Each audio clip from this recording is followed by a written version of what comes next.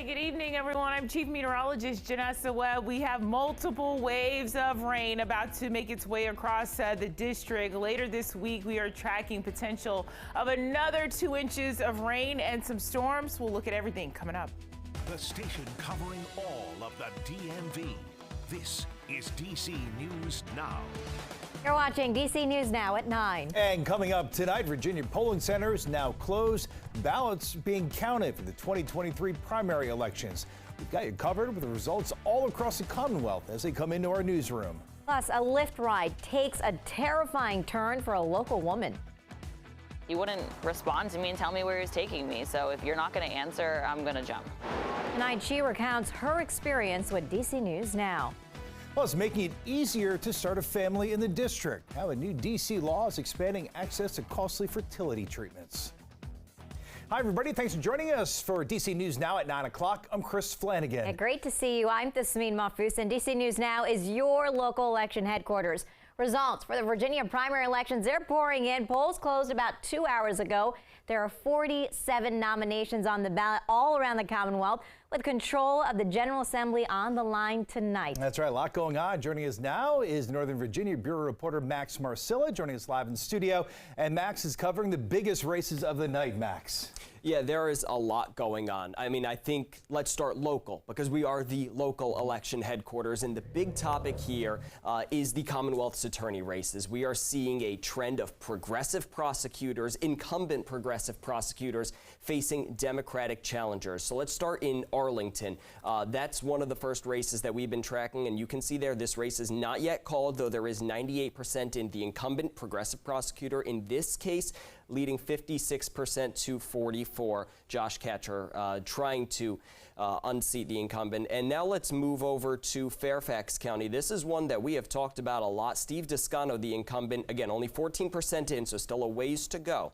But Steve Descano has gotten a lot of criticism. Ed Nuttall has gotten the backing of some police unions. He's trying to get the nomination and run in November, but Descano, again, very early, but he has the lead. Now to the race where it looks like we have a winner. You can see 99% in Loudoun County Commonwealth's attorney race. Buda Biberai, the incumbent, the progressive prosecutor, leading 55% to 45% over Elizabeth Lancaster.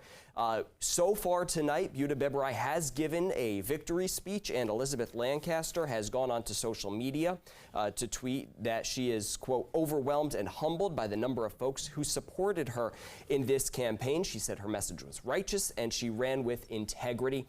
As for Biberai, well, she took the stage a little while ago in Ashburn at her what she is now calling a victory party, a watch party. You can see her there. That was during her speech to supporters who were very enthusiastic to hear her message. She, again, has been in charge of prosecuting some high-profile cases. Of course, a lot of them either directly or kind of circuitously tied into what's been going on at Loudoun County Public Schools. And for the criticism she has received from some opponents, including some on the left and many on the right, looks like she is on her way to the nomination. Take a listen to some of what she said tonight. We said that to the governor, we've said it to the attorney general, we now say it to the Republicans, stay in your lane. This is our election. We get to pick our Democratic nominee. You don't. You want to run your people, you run them in November. All right, Max, obviously we've been focusing on the prosecutors' races. Of course, they're big talkers in these communities. Yeah, there are also a lot of local races that could impact statewide politics. Talk to us about what's happening in Prince William County. Sure. I mean, that's a good place to start because it's a complicated place. As far as Northern Virginia, it's a bit more, it's not purple, but it's more purple than, say, a Fairfax or an Arlington. And there are some interesting races going on there. Some tied to the state legislature, others tied to the local races, the Board of Supervisors races, where the chair is up for re-election. Now, you know, through our reporting, there is a lot of talk about data centers in Prince William County, and whoever wins tonight and then eventually in November could be the board to decide some of these major land use issues surrounding data centers, that digital gateway project that myself and Annalisa Gale have been reporting on. This is the board that could make some of those decisions. So we're waiting on the results to come in, but there's a Democrat and Republican running for that chair position. both of whom are currently serving on the board. So again, those are very interesting races, but those results still very early in the night, guys. All right, Max, Marcella, really appreciate all that helpful information. We'll check back in with Max in just a few. All right, meanwhile, I want to give you a live look right now at the watch party for Fairfax County Commonwealth's attorney. That's an incumbent, Steve Toscano. Our DC News Now crew is at the Old Shebeen and Irish Pub in Chainbridge Road, Fairfax. As Max mentioned, Toscano's challenger is attorney Ed Nuttall. Like Toscano, Nuttall also is a Democrat. Again, right now, results showing Toscano has 60% of the vote compared to Nuttall's 40%, with 2 out of 2 precincts reporting right now. And also just in tonight, La Charisse aired unseats Virginia State Senator Joe Morrissey in the 13th district. Yeah, our sister station in Richmond reports that Morrissey conceded to Aird while election results are being counted tonight. Aird describes herself as 100% pro-choice. She has criticized Morrissey for his previous views on abortion, including authoring legislation in 2022 to restrict abortion at 20 weeks. So Morrissey says he believes abortion is between a woman and her doctor. And with such a slim majority in the Senate, Democrats think the future of abortion rights in Virginia hinges on this race. So again, we are tracking results all night long. Max Marcella again will join us in just a few, but when we're not on air, make sure you check out our website, dcnewsnow.com. Well, meanwhile, a Virginia woman is calling for change after she jumped out of a Lyft ride. Happened this weekend in D.C. Yeah, she says she feared for her life. DC News Now's Daniel Hamburg is live in Northwest in the Mount Vernon Square neighborhood where the trip was supposed to end. And Daniel, the woman says the driver was going in the wrong direction. Chris and Tasmin, that's why she decided to jump out of the car. She ended up walking 20 minutes to her destination here. She says she was scared for her life because that driver wouldn't respond to her.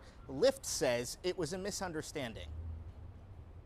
I woke up this morning, my heart's racing. I'm anxious at all times. Catlin, who didn't want to give her last name, is still shaken up after her Lyft ride Saturday afternoon, trying to get from Arlington to a friend's birthday party in D.C. As we get closer to my destination, I get a text from Lyft indicating that I was no longer on the course to where my destination was supposed to be. She says the driver put a separate GPS on the dashboard. I'm looking at it around the seat, and his says right and mine says left back to where we already came from. Catlin says she tried to get his attention several times, but was ignored. He starts to laugh and like smile, and he said, "Sorry, I don't speak English." And I know he said that in pure English. When Lyft first responded to Catlin, they deactivated her account for jumping out of the car. After several back and forth responses, it wasn't until today they reactivated her account. In a statement, Lyft said, quote, "Safety is fundamental to Lyft. We take reports like this seriously and always work to take immediate and corrective action. Regrettably, our first response came up short." My account is active now. I don't necessarily plan on using it. Lyft acknowledged Catlin's concerns and is not challenging them, and said the driver has never been flagged for this behavior before, and they found no reason to believe there was intent of harm. Rather, this was a misunderstanding about the route to the rider's destination. I just want to make sure the message as a whole is seen and that things are handled differently and there's more protocols for women's safety. Now, Lyft does say they have a feature in their app through ADT, the security service, that would connect you with somebody who can give all of the ride information to police. Catlin said she did not know about that feature and it didn't pop up when she first tried getting help in the app. But she also says she wouldn't have wanted to wait for police to come up. That's why she got out of the car. She said she plans to come into D.C. tomorrow to file a police report. We're live in Northwest. Daniel Hamburg, DC News Now. All right, let's check in now. Chief Meteorologist Janessa Webb for a first look at the forecast. Yeah, Janessa, we're gearing up for a lot of rain. Yeah, we're looking for some good sleeping weather, and you're about to experience that across the DMV. Starting tomorrow, multiple rounds of rain. Unfortunately, things start to get heavy at times Thursday and Friday with a few storms that are back into the forecast. Lovely sunset that is happening. We're sitting in some civil twilight right now, so sun officially setting around 8:30 this evening, and so the sun is starting to go down. We're going to sit under mostly cloudy skies. We do have a coastal flood advisory in place for the district, areas of the tidal basin, and the reason for that, we have an easterly flow, so it's allowing moisture when you have high tide cycle come in from the Chesapeake and the Potomac. Some of that water is pushing on shore. Really, the precip that we saw earlier today has finally dissipated across 270 into areas of Montgomery County. This has been kind of the hot spot today. Mountain State region for Kaiser into Cumberland. Things are quieting down, and so we're sitting under isolated conditions. We're excited to wave goodbye to the 2023 spring season, and we are about to enter summer tomorrow morning at 10:58 here in the Northern Hemisphere.